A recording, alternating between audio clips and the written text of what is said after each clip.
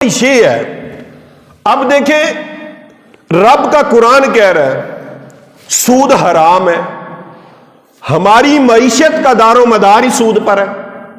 वो बैंक हो, वो हुकूमती निज़ाम हो, वो या कोई बड़ा ताजर बंदा हो, बिजनेसमैन बंदा हो, या इसके अलावा हजरत साहब आज हमारे इलाकों में लोग सूदी कारोबार करते हैं।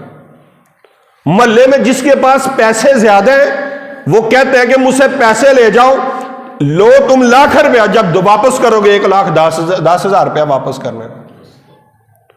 आज हज़रत साहब आपको करोड़ रुपए की जरूरत है, ठीक है करोड़ ले जाओ, जब वापस करोगे 1.25 करोड़ वापस करना। जनाब ये आप देखें मुआशरे में, आंखें बंद ना करें। आज गली गली में भी सूद के कारोबार हो रहे हैं। किसी जगह पर बड़ा सूद है, किसी जगह पर छोटा सूद है। अब इंश्योरेंस है, आप फिका पढ़ के देखें, इंश्योरेंस है ही हराम है।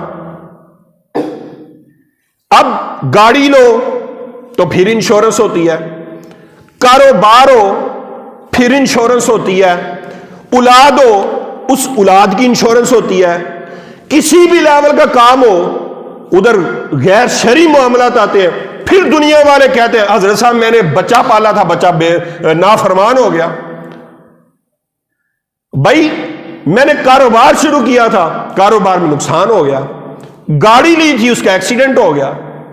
हर जगह बेबरकती, हर जगह नाफरमानियों को तुमने लाइन लगाई हुई है। रब का कुरान कह रहा है हराम ना खाओ, सूद ना खाओ। हम सूद भी खाते हैं, हम इंश्योरेंस की सूरत में हराम माल भी खाते हैं।